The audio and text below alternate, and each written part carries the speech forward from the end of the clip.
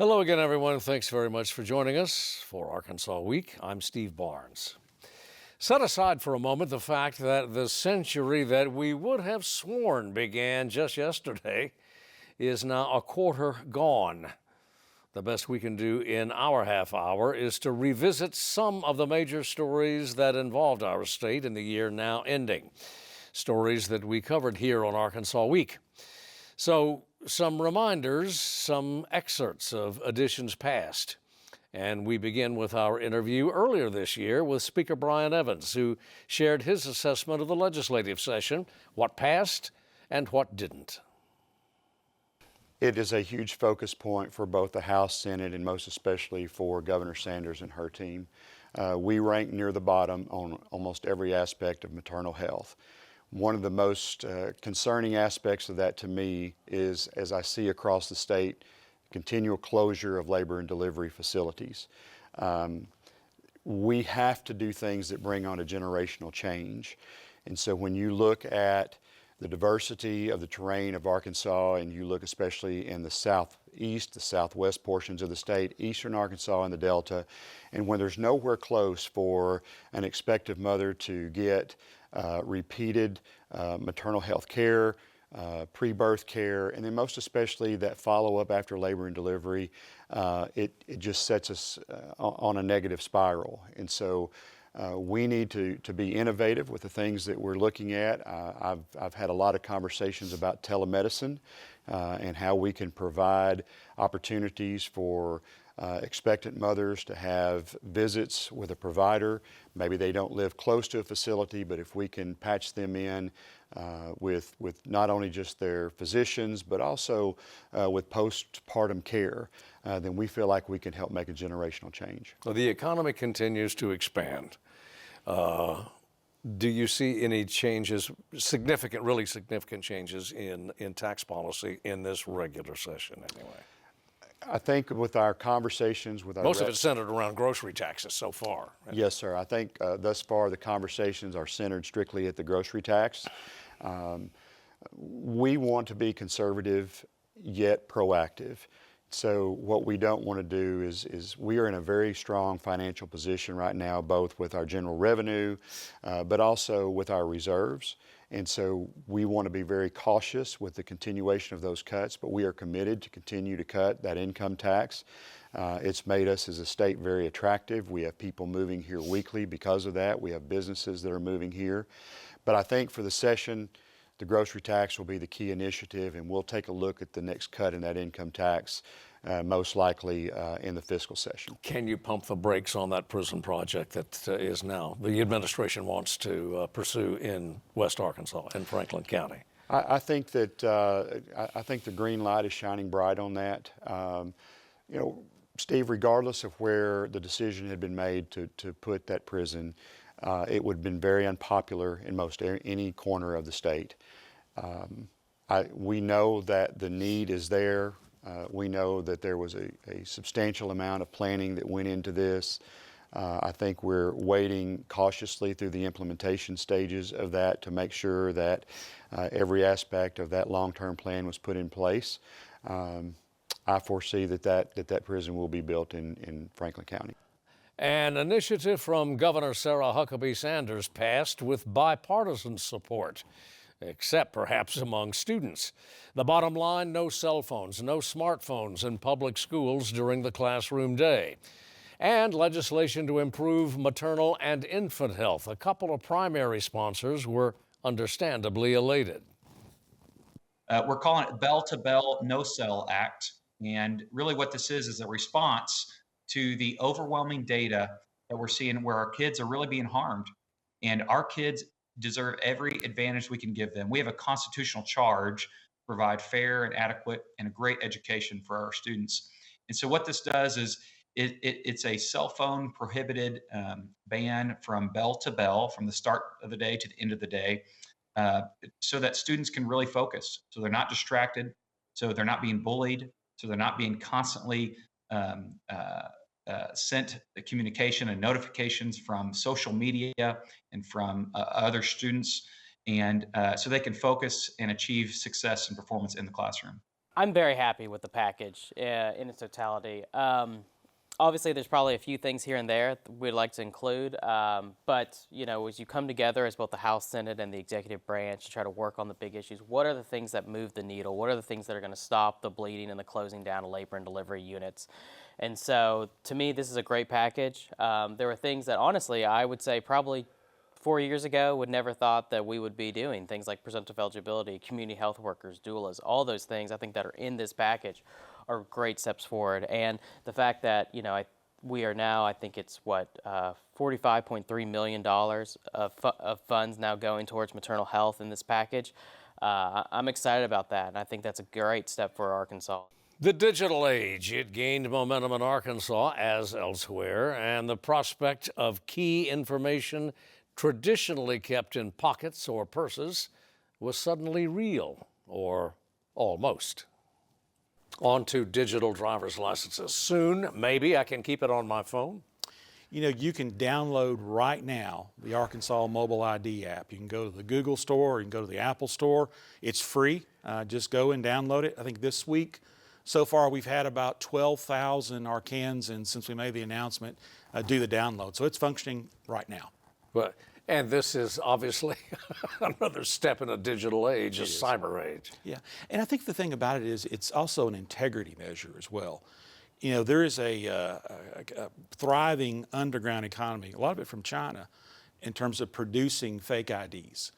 And so you could have a Arkansas driver's license that looks totally credible, and it's fictitious, it's not real. With the mobile ID, you'll be able to, as a merchant, if you're selling a product only for people above age, you'll be able to instantly validate that's a true license, and that person's age is what's represented in that app. We're really excited about it. Much as we wish otherwise, no year in Arkansas can escape the heavy hand of nature.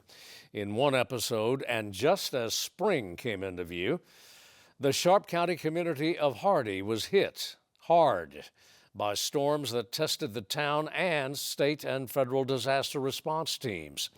In the hours after the skies cleared, the mayor spoke with our Dawn Scott. The images are just stunning of the rescue, of what the water did to your town. Give us the damage estimates right now, if you will. I know residents lost homes, a campground was destroyed, so much more. Sure. So what's interesting about this, and if you've ever floated the Spring River or fished it or kayaked, you're familiar with what is called the Myatt Creek and the South Fork River. When the Myatt Creek and the South Fork River begin to take on large amounts of water like they did, they tend to basically explode when it enters into the Spring River. And in that area, there was just a massive amount of water that came through. The readings from USGS report 22.82, I believe, amount of rain above in the flood stage. As a local who's been here my entire life, I don't know if I agree with their readings. That water was very high. That water was raising a foot every 15 to 30 minutes as that water began to crest into the wee hours of the morning. Of course, the amount of traffic is not something that our local municipality could even begin to manage on our own. So by the resource of the Arkansas Highway Patrol, the Arkansas State Police, the National Guard, we eventually took notice that US 63 was closed down. They had closed the highway. Down at the Lawrence County and Sharp County line, there was a segment of US 63 that was completely underwater, and the vehicles could not come through Hardy and get to Jonesboro or Memphis. And of course, that affects commerce. There was even a train derailment at Mammoth Spring, and that BNSF railway that goes through it there completely impacts the federal economy across the entire nation and the world, if you will. So as we relied on all of our local police and our state police and the National Guard to help with our traffic control, we knew we had some issues on our hands that we needed some help. And of course, Governor Sarah Huckabee Sanders was right there at the call to assist us when we called for assistance. So we really thank the governor's office for all of her help to make this work to where we had 0 fatalities in this unprecedented event. Where once oil and then natural gas delivered riches from the Arkansas earth, a new subterranean source of wealth came into view. Atomic number 3, lithium. A precious and very light metal, lithium has long had medical applications, but its use in green energy in high-powered batteries has heightened demand for lithium. But how to compensate landowners? What are fair royalties? Well, it fell to the State Oil and Gas Commission to finally decide. There is an additional economic substance to be extracted to take the 2.5% royalty as the royalty rate as presented. For me personally, this proposal is fair, is consistent, and it is competitive. If not, show of hands. All in favor? Motion passes unanimously, 9 votes to none.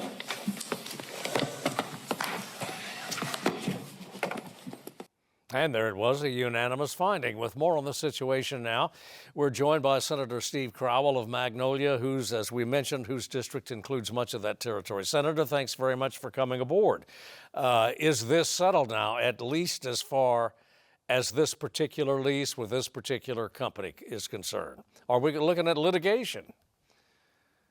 I don't think we're going to look at litigation. I think this has been a process that has been through the ringer 3 times, and I feel that they have both voiced their opinion, and the Oil and Gas Commission took this very seriously and did their due diligence. So I feel very confident that now that we have the first lease taken care of, and in another month there'll be another one come up, that one will be taken care of, and then South Arkansas will be on its way to producing lithium. When are they going to start to yield anyway?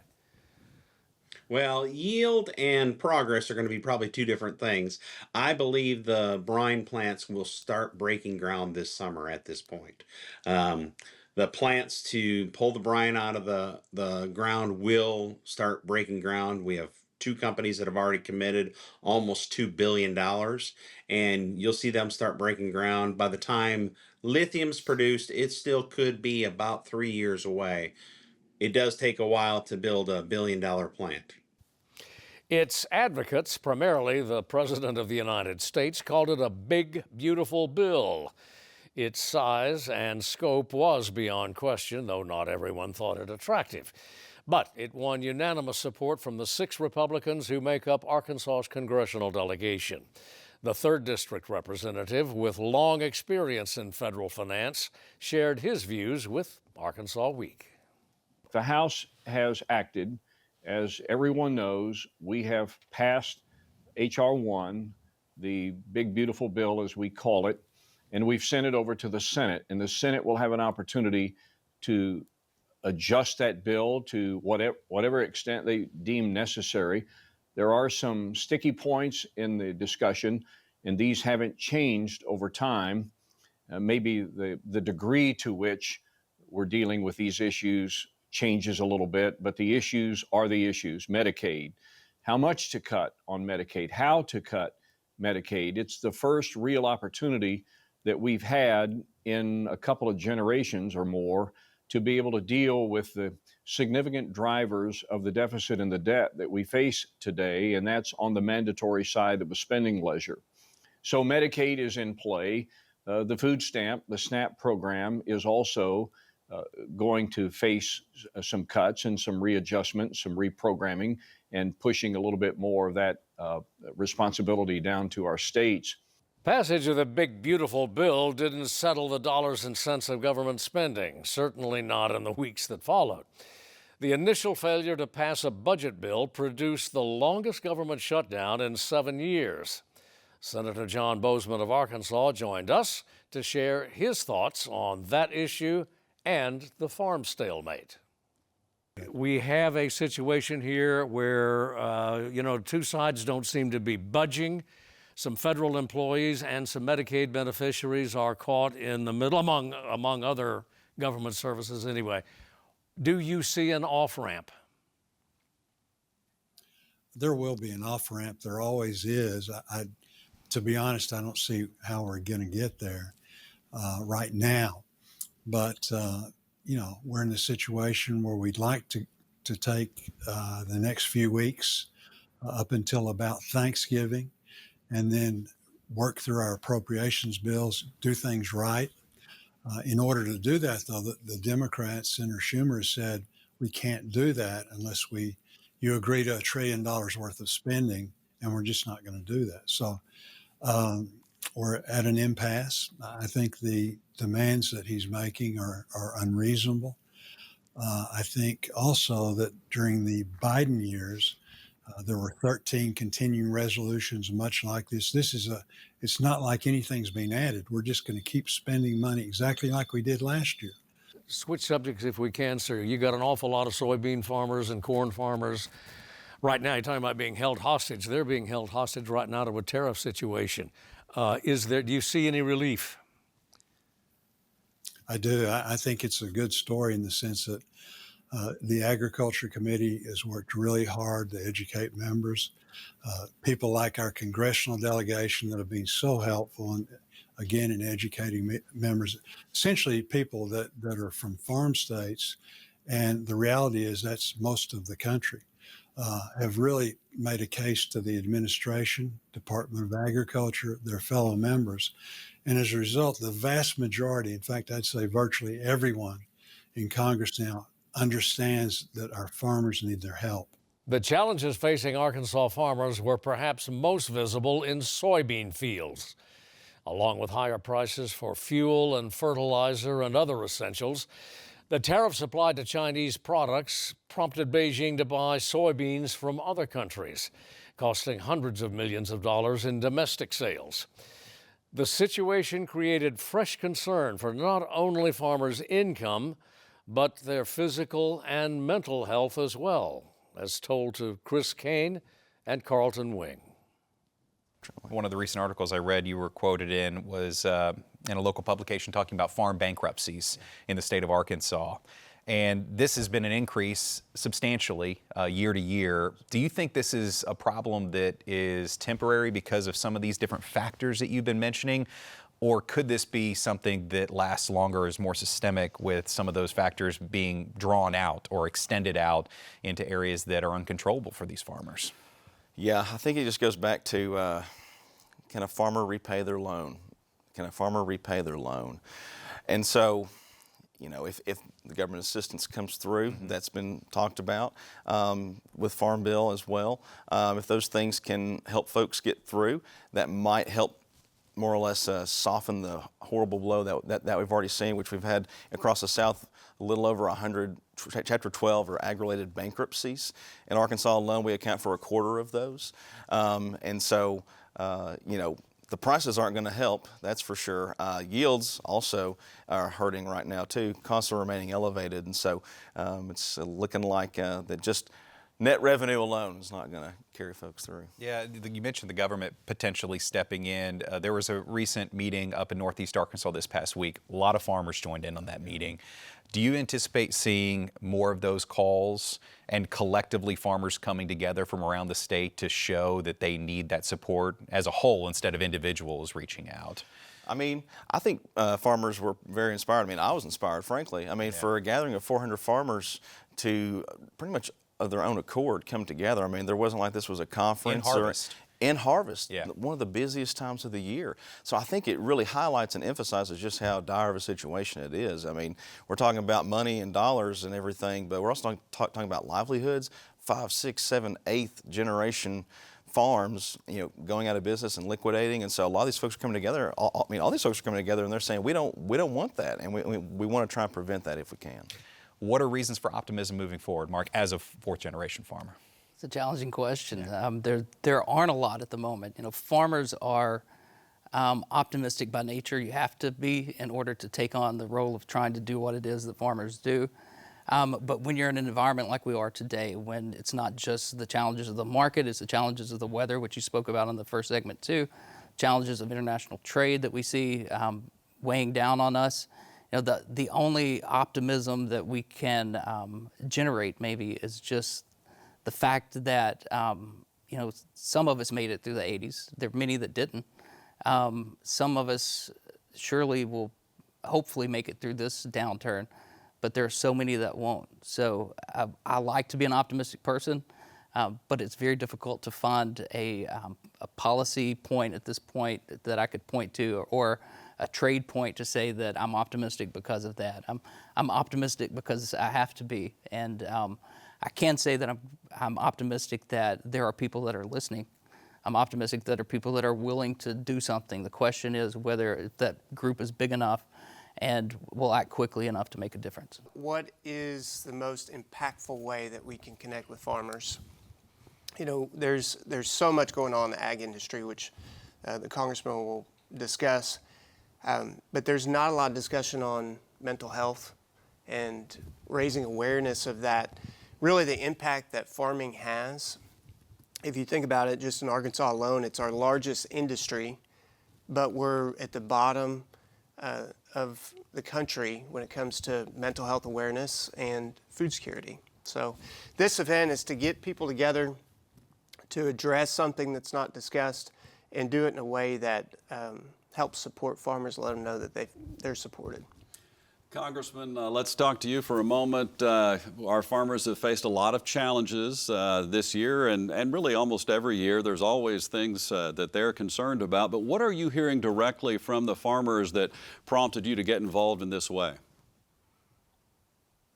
Well, I mean, all you have to do is look at some of the statistics that are out there with regard to the financial situation for farmers. We're seeing more bankruptcies. We're seeing more farm sales. We're seeing young people leave the farm. We're seeing the toll this takes on our rural communities. What we want to do is make sure that farmers, number one, they know they're not alone. Number two, we need to overcome the stigma of asking for help. Farmers are fiercely independent. They don't necessarily want to ask for help on issues like this, but we want them to know that the help is out there. We want to pair them up with the resources they need to intervene if someone's having, even remotely considering doing harm to themselves or anything like that. We want to make sure that they know there's another way and that they can get help that they need. We conclude this final edition for 2025 in our customary manner by taking note of the passing of some of the men and women of the sort that make Arkansas, Arkansas. They were the newsmakers, the people who gave us something to talk about every week. And some were people who helped cover the news. In those categories, there almost certainly are omissions, but please, they were inadvertent. And as always, we thank you for joining us, and may your new year include us.